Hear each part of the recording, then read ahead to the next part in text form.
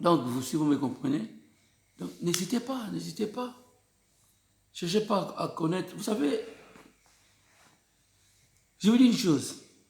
On devait toujours se poser la question, c'est pourquoi j'aime bien qu'on soit dans cet atelier. Pendant cet atelier, comme je dis souvent à des frères collaborateurs, parce que moi je vous appelle qu'on soit des frères et des sœurs en collaboration pour la connaissance de l'œuvre du Seigneur. Il n'y a pas un chef, il n'y a pas un leader dans cette... Il n'y a pas un homme plus important que les autres. C'est le Christ qui soit le plus important. Aujourd'hui, le pastorat est devenu un titre honorifique. C'est comme, regardez, nous qui sommes dans ces pays développés, quand quelqu'un est nommé ministre, il sait qu'un ministre, c'est une fonction. Quand ils n'arrivent pas à assumer cette fonction, il finit par démissionner. Mais remarquez chez nous, comme le ministère, c'est un titre honorifique, vous verrez que les gens ne démissionnent pas. Parce que ce n'est pas les résultats qui comptent, mais c'est les titres, c'est des titres honorifiques. Ça va. Et tant qu'il respecte son président, il fait tout ce qu'il dit son président, même s'il ne respecte pas, qu'il ne répond pas aux fonctions qu'on lui attribue des ministères, c'est ça qui compte. Or, le ministère de Christ, c'est un ministère des résultats. Il faut les résultats. Que les gens connaissent le Seigneur. Pas il faut que les gens viennent à l'assemblée, mais les gens connaissent le Seigneur. C'est pour ça qu'on ne cherche pas à appeler les gens à venir dans l'assemblée. Quand vous faites l'évangélisation, n'invite pas les gens dans votre assemblée. Invite les gens en Jésus-Christ. Ne faites pas l'évangélisation pour remplir une assemblée. Faites l'évangélisation pour que les gens viennent en Jésus, qu'ils reçoivent Jésus-Christ comme son Seigneur Sauveur. De la manière, quand tu fais ton évangélisation, prie, beaucoup même les méthodes. Quand tu fais faire l'évangélisation, cache ton assemblée, ne parle même pas de ton assemblée.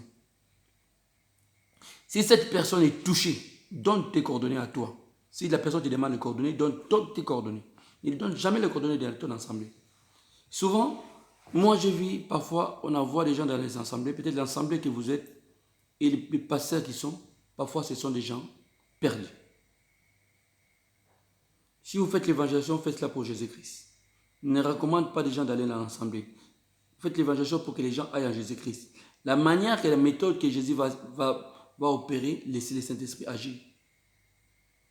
Peut-être à travers notre assemblée, mais toi, fais ton devoir. Parlez de Jésus, soutenez quelqu'un au nom de Jésus-Christ, édifiez quelqu'un au nom de Jésus-Christ et laisse le Seigneur lui-même prendre soin de la personne. Mais toi, fais ce qu'il nous a ordonné. N'invite pas les gens dans votre assemblée. Peut-être qu'ils ne seront jamais édifiés. Peut-être qu'ils seront édifiés ailleurs. Donc quand tu parles de Jésus qui fait l'évangélisation, faites-le pour le Seigneur, non pour votre ensemble, pour une assemblée. Ne cherche pas à remplir l'assemblée. Tu risques d'être complice. Vous savez, la complicité, c'est grave. Beaucoup sont dans la complicité parce qu'ils ne veulent pas comprendre s'ils sont dans le bon endroit. Ils ne veulent pas comprendre si c'est lui qui s'est dit pasteur, si c'est un envoyé du Seigneur, s'il est avec Christ. Mais c'est que quand vous posez pas la question, vous voulez que les gens viennent, vous participez à ça. Moi, j'ai expérimenté ça plusieurs fois. Les gens qui se disent prophètes, qui se disent pasteurs, qui n'ont rien à voir avec le Seigneur, qui sont vraiment liés à des esprits démoniaques. Si je vous dis ces choses, parce que ce sont des choses que j'ai vécues moi-même, personnellement. Il y a beaucoup qui font de bonnes choses, tout ça dans l'assemblée, qui remplissent les assemblées. Ils sont vraiment des serviteurs du diable. Ils vous appellent pour l'envoûtement, ils vous envoûtent, ils vous freinent dans la vie. Il y a un temps que j'étais ignorant. Le Seigneur nous a fait grâce de comprendre des choses qu'on ne comprenait pas hier. Aujourd'hui, on arrive à les comprendre. Ce n'est pas parce que tu es pasteur. Et je vous dis encore de plus, beaucoup d'enfants qui sont nés du pasteur, beaucoup seront perdus. Ce n'est pas parce que ton père est pasteur, il s'est dit pasteur qu'il est serviteur de Dieu. Toi, cherche le Seigneur. Même si tu es fils de soi-disant pasteur, toi, cherche. Si ton père n'est pas de Dieu, quitte. Soyez Gédéon. Son père était serviteur de Baal. Mais quand l'Éternel a appelé Gédéon. Et qu'est-ce qu'il a fait Gédéon? Il est parti faire les bordels dans les temples de son père. C'est pas, il n'a pas suivi l'émotion de son père. Mais l'autorité de l'Éternel est au-dessus de l'autorité des parents. C'est pourquoi je vous dis une chose. La Bible nous dit honore ton père, honore ta mère. Honore ton père, honore ta mère, respecte-les. Mais le Seigneur dit, je diviserai les pères et les fils, la mère et la fille, la mère et la belle-mère et la belle-fille. Donc, il faut voir que l'autorité du Christ doit être supérieure à l'autorité de mon père, à l'autorité de ma mère. Donc, si l'autorité de mon père et de ma mère m'excite à ignorer, à sortir dans la voie du Seigneur, je les rejette. Je les rejette. Parce que l'autorité de l'Éternel est supérieure à l'autorité de nos parents, des présidents, de tout. Déjà, on voit même dans le monde l'autorité des présidents, des rois surpasse déjà ce qui est de nos parents. Mais de l'Éternel encore. C'est encore plus. Ton parent veut vouloir ça. Les rois veulent ça, qui va gagner? Ton président veut ça. Ton père veut ça, qui va gagner? C'est le président. Et maintenant, l'autorité de l'Éternel est au-dessus encore de l'autorité des présidents et des rois. Donc c'est pour cela, même celui qui est ton fils, s'il a reçu sur lui l'autorité de l'Éternel, ça veut dire qu'il devient supérieur à son père. Parce que l'autorité de l'Éternel est sur lui. Donc pour que son père maintenant puisse profiter, il doit bénéficier, ou sa mère bénéficier de cette grâce qui est sur son fils, pour qu'il puisse être dans la canal du salut. C'est pour cela que Marie, étant mère du Seigneur, Marie étant sauvée par le Seigneur. Oui. C'est là qu'il a compris que c'est lui qui doit plus respecter le Christ, parce que le Christ est son supérieur.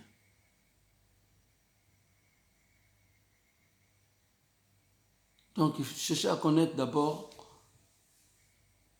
qu'est-ce que la foi chrétienne, qu'est-ce que la vie chrétienne, qu'est-ce que les démarches chrétiennes, quels actes, quelles sont les situations qui me permettent à connaître le Seigneur, à vivre les mystères de Christ. Et ça, c'est les pratiques. Donc, cette parole vous touche, si cette parole vous touche, venez, nous mettons des programmes d'évangélisation que nous ne voulons pas être les seuls instigateurs de ces programmes. Nous voulons former l'équipe pour ceux qui seront touchés, qui viennent. Nous allons faire des actes. Des actes. Nous allons poser des actes. Et cet acte-là, il sera nécessaire pour l'édification et pour le développement de notre communauté. Donc, ne regardons pas chacun dans son apparence. Cherchez plutôt, quand vous attendez cette parole, posez-vous d'abord la question. Priez. Est-ce que Seigneur, celui-là est ton serviteur? Vous savez, depuis que je suis enfant, je me disais toujours, pourquoi les gens que je ne connais pas, les clochards, les blancs, les noirs, les gens des autres pays, me traitent des hommes de Dieu? Je disais pourquoi? Pourquoi les autres ont besoin qu'on dise d'eux qu'ils sont hommes de Dieu? Pourquoi moi, les gens qui ne me connaissent pas, ils viennent me dire que je suis homme de Dieu, je suis de Dieu, je suis serviteur de Dieu? Petit à petit, je commence à comprendre que ce que tu es pour Dieu, il sera révélé. Et cet esprit parle. Souvent, dans les assemblées, on dit que, ouais, on appelle les songi-songi. Waouh, bâton songi-songi. Vous oubliez qu'il y a le Saint-Esprit, l'esprit révélateur. Avant de traiter les gens de songi-songi, quand vous attendez des échos dans l'église, essayez d'abord d'examiner, ou de juger. Nous sommes possédés de juger. Développons puissons cette attitude d'analyse et d'examiner chaque situation. Si nous voulons évoluer dans l'œuvre du Seigneur, nous voulons évoluer dans la connaissance, même dans nos vies professionnelles, dans la vie familiale, nous devons analyser chaque situation. On ne doit pas être pressé de juger ou de condamner, d'abord d'analyser. Et pour nous qui sommes chrétiens, après avoir analysé, on expose des choses auprès du Seigneur pour demander aussi si c'est possible que le Seigneur puisse nous révéler de telles situations pour que nous puissions prendre des décisions adaptées. C'est ça qui est le problème qui nous arrive souvent.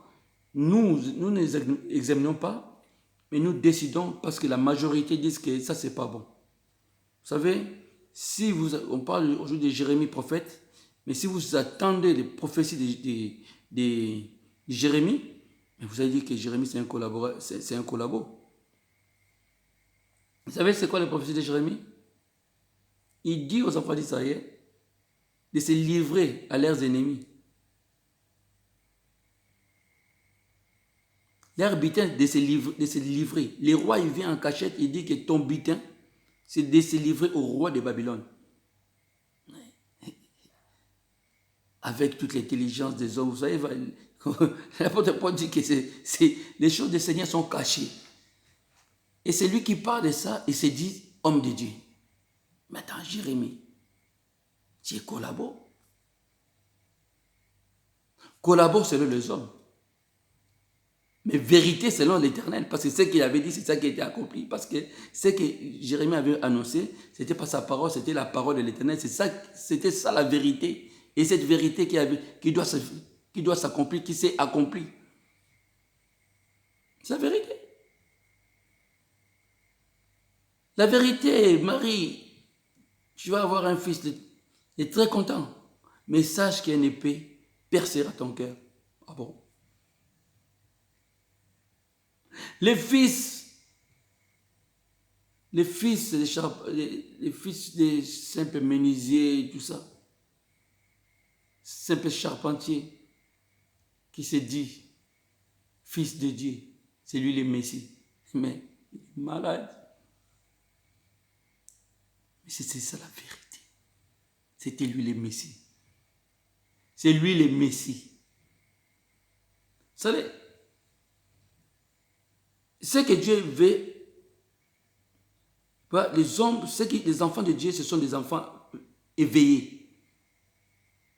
Si tu n'es pas encore éveillé, tu n'es pas encore devenu chrétien. Les chrétiens sont éveillés. Ce n'est pas les situations, ce n'est pas les actes, ce n'est pas les comportements qui les influencent. Mais la parole de Dieu, les regards du Seigneur. Qui est cet homme? Que veut cet homme? Je vais vous choquer encore. Dans la fuite d'Élie, l'Éternel ordonne à Élie de oindre 3 personnes. De oindre Élisée à la place d'Élie, de lui-même Élie, tant prophète, pour le service sacré. De oindre Jéhu comme roi d'Israël. De oindre Ismaël comme roi de la Syrie.